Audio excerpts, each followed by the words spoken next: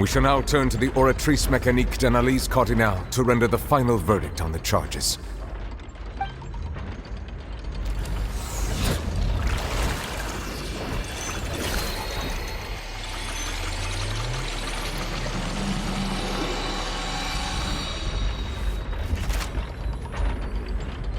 According to the judgment of the oratrice mécanique d'analyse cardinale, Furina is... Well, what's wrong? What's the oratrice's verdict? No, the oratrice also displays a guilty verdict. Isn't that correct then? However, the exact wording of the verdict is thus: the Hydro Archon, guilty, to be punished via the death sentence. The death sentence? That's actually one of the available sentences? I've always thought that it was just a myth. The one and only time the death sentence has been handed out at the court, and it's been given to the very person we've worshipped as the god of justice? What an unexpected twist. Furina's been sentenced to death by the oratrice? We just wanted to use the trial to show her the seriousness of things so she'd tell us the truth. This outcome is indeed quite strange. According to Fontaine's current definitions of justice, as well as its recommendations for criminal sentences, is this sentence really appropriate for the crimes that have been committed? Yeah! Even Fauché wasn't sentenced to death by the oratrice. You know, the real evil mastermind behind the serial disappearances case. Indeed. Not only is Furina's sentence overly excessive, the very point of our trial today was also to prove that Furina has never been the Hydro Archon in the first place.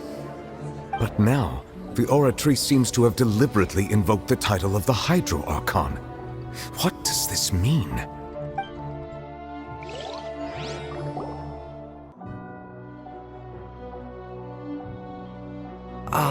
Excuse me, if I may interrupt. Is the trial still going? Fremine! You finally made it. I assume this means you've completed your mission? Mm-hmm. Any mission Father assigns to me will always be top priority. Is that the first prophecy slate? Huh. So the knave privately arranged for Fremine to try and find the missing slate. I looked everywhere and finally found it at the bottom of the sea. It took me a long time to get around some dangerous stretches of water.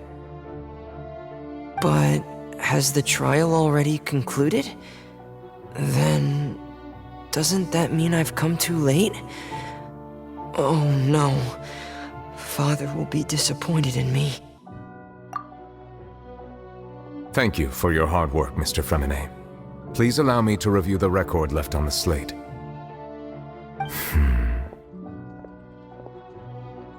Traveler, I believe that you have already seen the other existing slates, and would like you to come here and confirm their contents.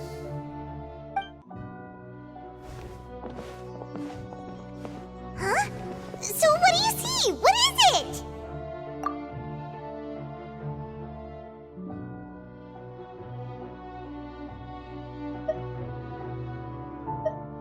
I believe I have now made sense of the Hydro Archon's crime. It has to do with Fontaine's lost history. Huh? Isn't the Hydro Archon just guilty of deceiving her people? Oh, wait, no, that's Furina, and we've already proven that she's not the Hydro Archon. So when you say Hydro Archon, do you mean the real Hydro Archon we've been kinda talking about? In truth, everything that you've encountered in Fontaine up until this point can be traced back to the contents of these stone slates. However, I'm uncertain as to how much sense they currently make to you. Okay, let's try to recall the contents of the other 3 stone slates. Paimon will do her best to help you remember.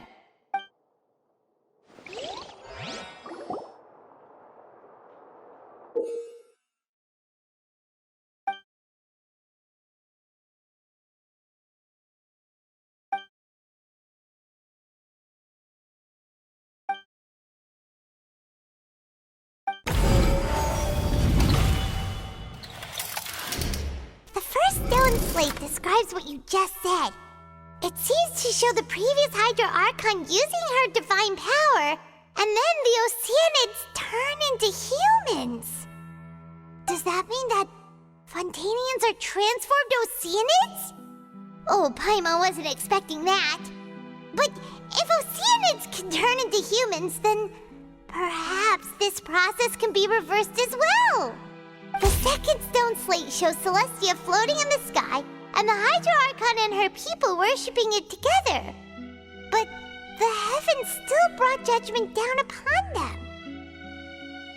This must be the point when the Hydro Archon and the Fontainians were branded with their original sin. Does this mean that the original sin and the Hydro Archon sin are the same thing?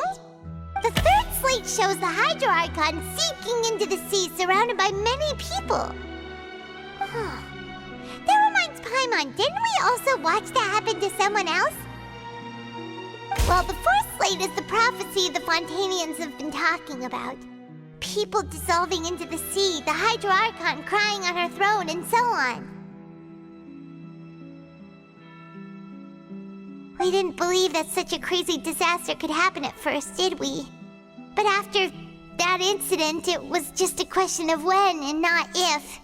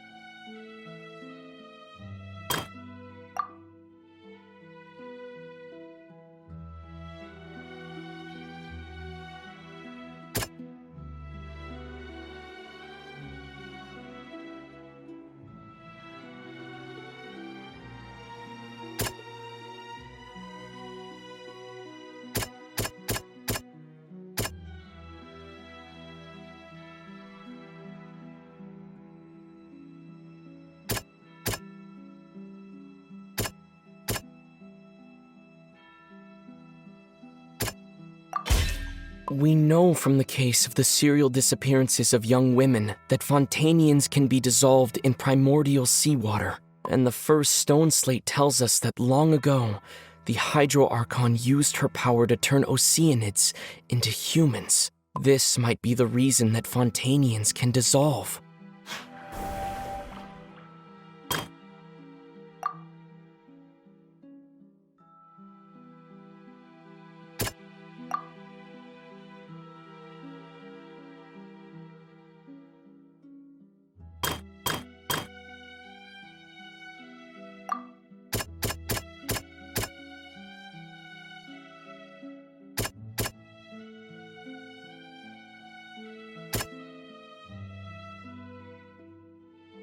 That doesn't sound quite...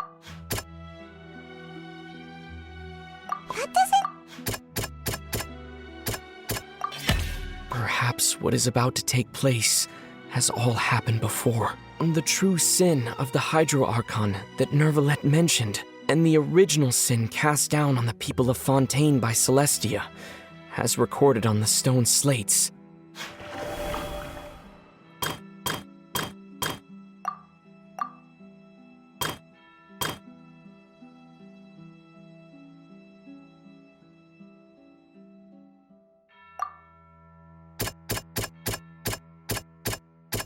That doesn't...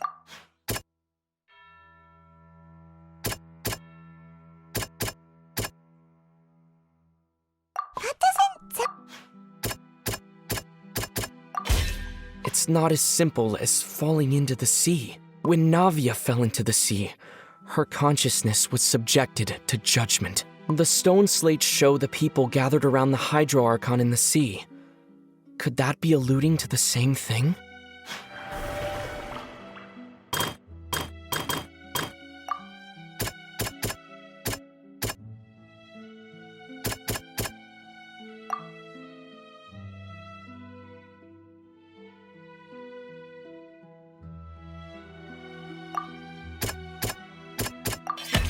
The prophecy from the stone slates found its way into society, but not many people believed it at first. The fortress of Meropide was nearly flooded with primordial seawater, which we know can cause Fontainians to dissolve.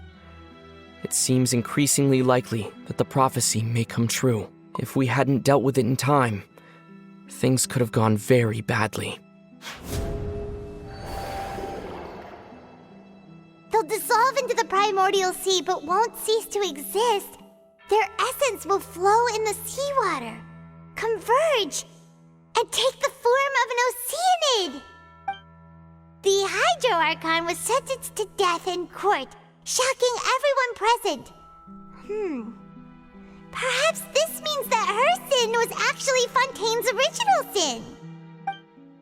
Navia fell into the water inside those ruins, and she nearly dissolved.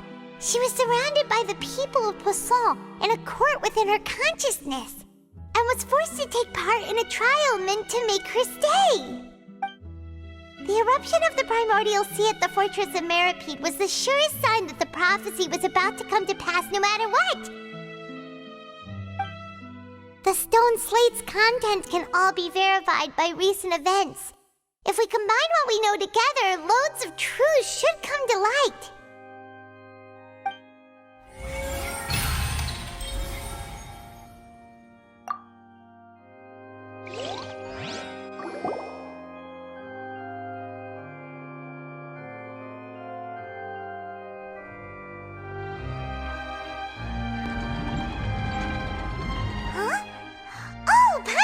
It now, so that's how you can make sense of it. But then it feels like we're going to have to share some truly shocking revelations. Let's hear them.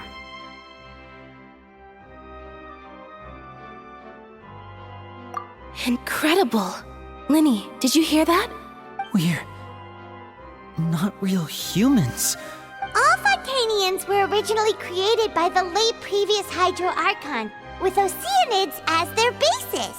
The evidence for that can be found in how only Fontainians could dissolve in primordial seawater, and how all the girls Vacher dissolved were also turned into Oceanids.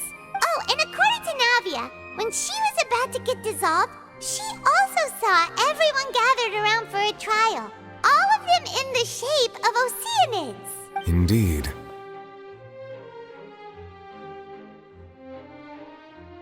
Yeah, and it follows from the content of the first slate that she probably angered Celestia by creating humans without prior permission. That could also explain why the Oratrice judged the Hydro Archon to be guilty. It's to account for that ancient sin.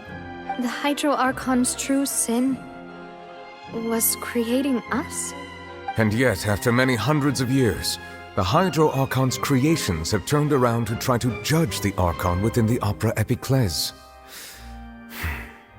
The twist. Yeah, isn't the image here just like when Navia fell into the sea? So wouldn't it be trying to show the image of the Hydro Archon also falling into the sea once the prophecy has been fulfilled in the fourth slate? In the end, the people will all be dissolved into the waters, and only the Hydro Archon will remain weeping on her throne. Only then will the sins of the people of Fontaine be washed away. Did Paimon get all that right? You've made some keen deductions. I must say, given how much you still don't know, it is impressive that you've already managed to connect so many. However, while you were able to decode all the information on the slates, they've also been etched with an additional layer of hidden information using a different power source. When we were at the ruins, I tried to decipher the hidden information recorded in the slates. But since we only had 3 slates at the time, I was up. Now that the slate collection is complete, I shall make another attempt to decipher the narrative recorded within. If everything goes well, we should finally be informed of the unadulterated truth.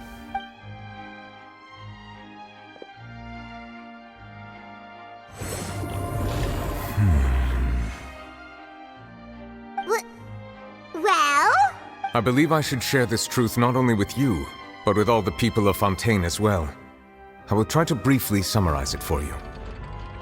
Your hypotheses regarding the origin of Fontainians and the sin of the Hydro Archon were both correct. In the fontaine of old, the previous Hydro Archon sensed the yearning of her Oceanid familiars for life on land. The Oceanids were enamored with the beauty and romanticism of human beings, and wishing to have those experiences for themselves, expressed to the Hydro Archon their desire to become of a similar kind. However, even though water as an element is intricately linked with the power of life, the Hydro Archon, as one of the seven, did not possess the authority to create a new form of human life. Not one to give in, she eventually found a way to create permanent humanoid bodies for her familiars by appropriating the power of this planet's primordial sea. She poured primordial seawater into the Oceanid's blood vessels, creating humanoid mimics in the process. But if Fontainians were to ever come into direct contact with water from the primordial sea, the power within their bodies would escape these artificial restraints and return to the sea. As a result, their forms would collapse, and they would be reverted to their original forms as Oceanids. Of course, the Hydro Archon never received permission from the heavenly principles to create a new human race. And thus, the Hydro Archon and all of her creations came to shoulder the original sin of appropriating the power of the primordial sea. That is the true history of how the people of Fontaine first came into... So we were all Oceanids before we turned into human beings? That's way too much information for me. I think I'm just going to pretend that I never heard a single thing. Wait, but if that's the truth, we can't let the Hydro Archon be sentenced to death. After all, her only sin was creating us. This really might be too much information for your regular Fontainian, but it does answer a lot of our questions. Alas, your hypothesis regarding the third and fourth stone slates was inaccurate. The slates' respective positions are, in fact, correct. A key point of the visual on the third slate is how all the individuals depicted in the water are humans rather than Oceanids. They have not been dissolved, which implies that the water depicted in this slate is not water from the primordial sea. The nation of Fontaine is the nation of Hydro, as well as the nation of trials and justice. Instead of being the literal element, the water in the scene symbolizes judgment and justice. You may also recall Navia's experience. When she fell into the sea, her consciousness was surrounded by that of many others who intended to hold a trial to determine her fate. Therefore, the meaning of the third slate is that the people of Fontaine shall try the Hydro Archon at the court of justice. Yes, it refers to our present situation. I think I'm following now. So, what you're saying is, even though we decided to put on this trial to avoid fulfilling the prophecy, in truth, everything we've done has happened exactly as the prophecy foretold. So now, it seems, we're the ones making sure it comes true. What should we do? Huh. No matter what, the prophecy will be fulfilled. Is this what it feels like to be a prisoner of fate? If that's the case, does that mean the scene in the fourth slate will also be fulfilled soon? Traveler, I would like to point out another small fallacy in your deductions. About the fourth slate, you probably thought that the eruption of primordial seawater beneath the fortress of Meripede served as the surest sign that the prophecy was about to come to pass, yes? However, I believe that rather than being a sure sign, that eruption could in fact only be a small warning of something far worse to come. As for the root cause of the catastrophe, I believe you've already encountered it once before.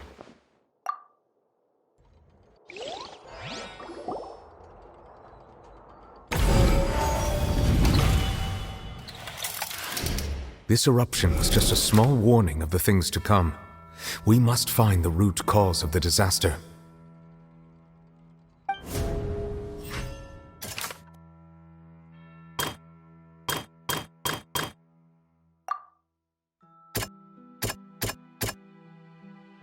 That doesn't sound quite right. That doesn't sound quite... It was both dream and reality. If we're talking about what a true Original sin, the trial, and the root cause of the disaster.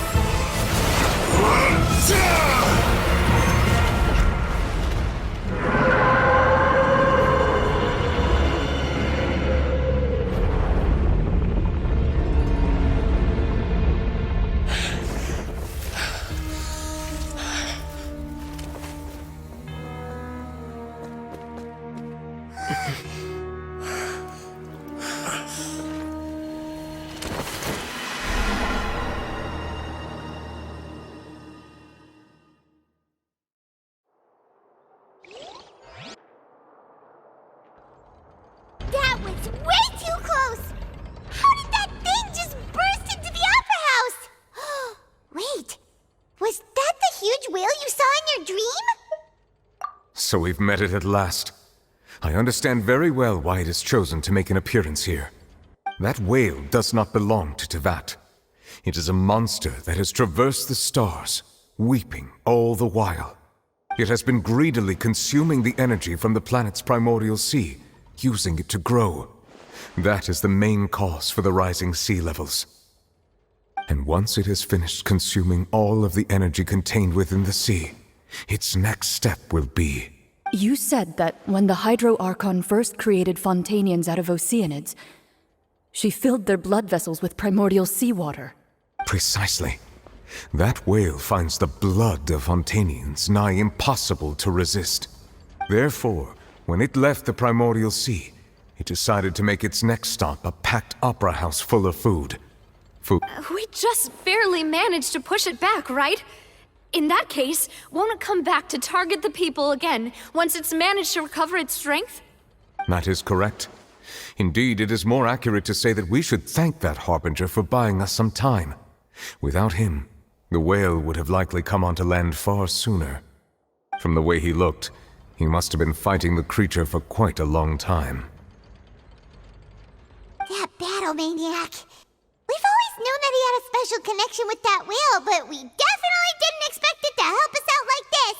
Anyway, now that we know that this whale is the actual cause of the disaster recorded in the prophecy... It is too late. It had already absorbed too much of the primordial sea's energy before we could notice it. At this point, it has become practically integrated with the sea itself. Even if the entirety of Tevat were to be destroyed, it could still survive and swim off towards some other world. That's not something I will accept. We've already done everything we can, and we even found the true culprit. We've come so far. You can't just tell me that the last hurdle is some impossible foe. Indeed, that's not how a grand performance should end. I'll fight it to the end, no matter what. So the prophecy will be fulfilled no matter what, huh?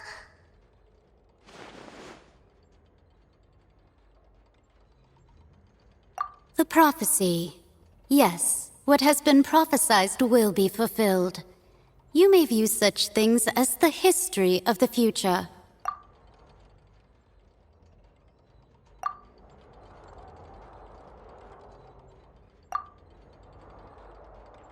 Just as prophecies are usually only the future as seen from the perspectives of the gods, could things be happening in hidden corners where the gods' gaze does not fall?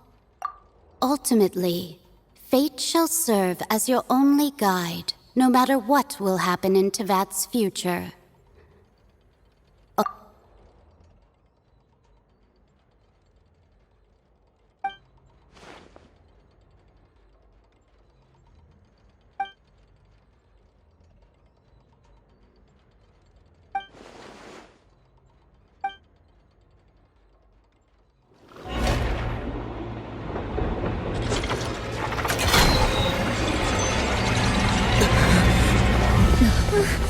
What's happening with the oratories? I believe it is preparing to carry out the death sentence.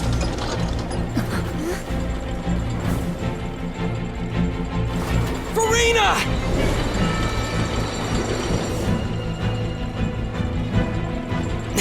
No, I still need answers.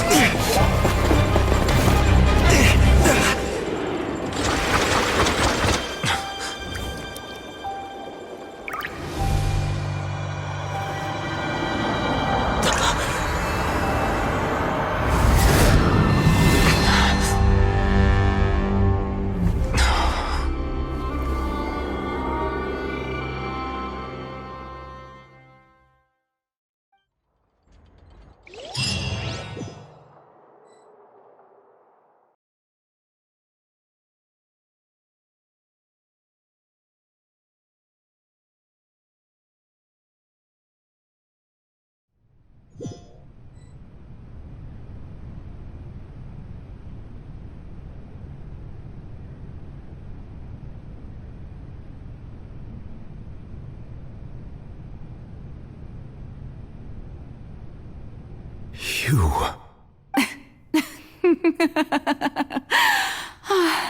Sorry. That shocked expression on your face is just too amusing. I couldn't help myself. You are not Furina. Who are you? The sweet sound of bewilderment. Marvelous. A sure sign that my attempt to deceive everyone was a resounding success. But to answer your question, I am Focalor. You know, the god. Focalor? Why did you deceive us? Oh, that wasn't my goal, of course. Goodness, no.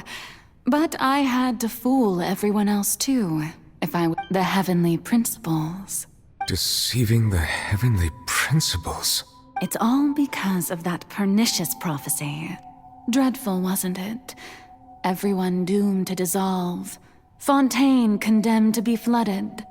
One was not amused. In fact, one was positively bemused when that problem was thrust upon me by my dearest predecessor. That's the former Hydro Archon Egeria for the uninitiated. It hardly gets more disastrous than a preordained national catastrophe, now does it?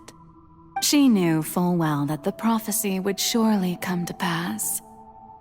And as one of the seven, she also knew full well that one defies the heavenly principles at one's peril. So yes, as you have no doubt surmised, it was a rather impossible situation that I found myself in. I spent a terribly long time mulling it over, alone on the ocean floor. And I was almost growing barnacles by the time I finally realized I had to outwit the heavenly principles, allow the prophecy to be fulfilled, ostensibly at least, while saving everyone at the same time. I'm a genius, I know. I can only assume that's why Egeria chose me as her successor.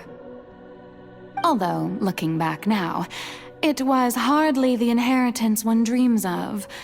Between the task of saving the nation, the quotidian duties of the Hydro Archon, and not to mention the original sin of creating a new race of humans, I dare say she left. But one can only play the hand one is dealt. I did not choose this, any more than I chose to be one of her Oceanid familiars. So you were also once one of the Oceanids, transformed into a human by Egeria's hand. Yes, I was. I always dreamed of becoming human. And I still do, even now. In my eyes, to be human is to be part of the greatest opera ever known. After becoming a god, I separated my divinity from my body and spirit, leaving behind only a self that was as naive and bewildered as my past self on her first day as a human being. The me you see before you now is that divinity.